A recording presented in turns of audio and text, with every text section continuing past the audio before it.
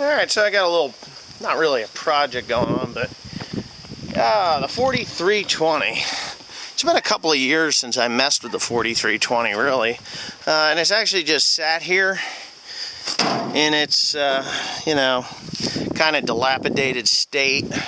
It's not in bad shape, in too bad a shape for the tractor. But this tractor was bought new in 1972.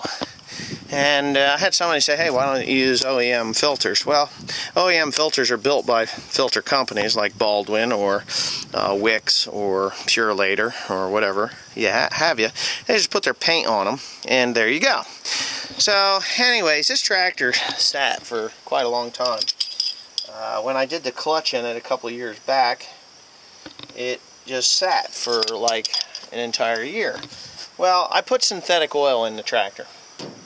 And what synthetic oil does is it cleans everything.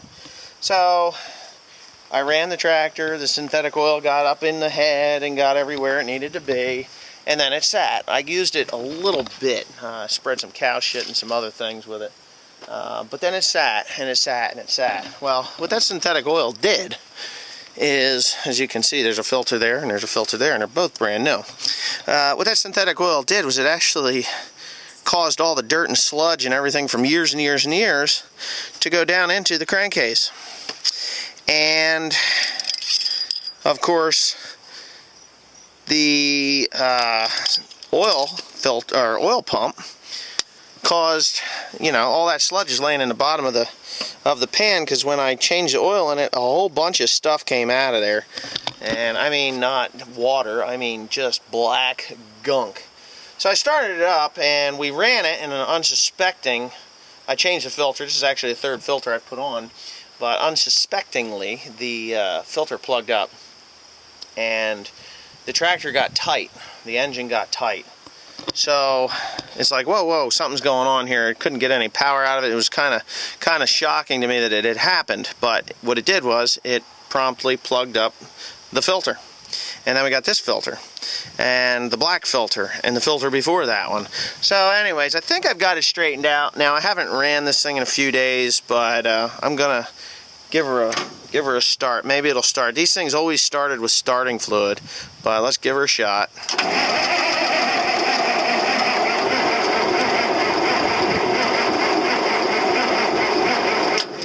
Nope, she's gonna need a snort. It is cold. It's not warm out, but I don't know what it is with these. I think my truck is coming in. I'm getting ready to cut soybeans here pretty soon, but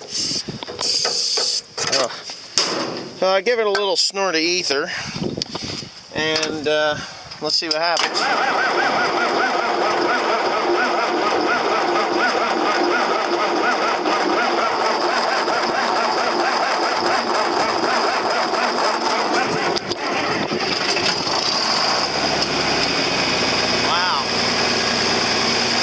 Bit of a hard start. Alright. It sounds good. I was a little nervous to take it for a drive because of the oil filter plugging up. I really didn't want to take it out and have the freaking thing seize up on me on the road. So what I've been doing is actually taking it for small rides around the farm. And what I'm going to do now is take her for a drive down to the hay pile. It was really a nice tractor. I always liked it when I was a kid. It's actually one of my favorite tractors to drive because it had an override knob on it, which has since broken off, and it had a foot pedal, which would... And she always smoked black. I don't know why.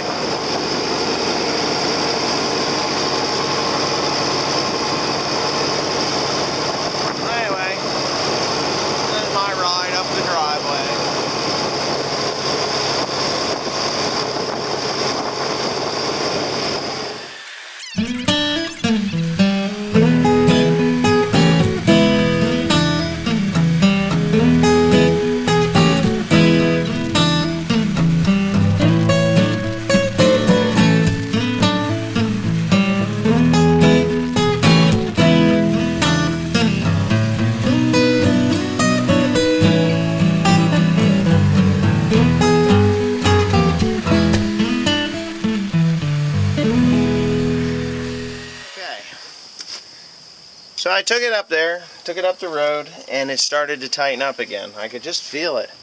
Not really the smartest thing I did today, but I thought with that new filter on there that it would be okay for a little longer than that.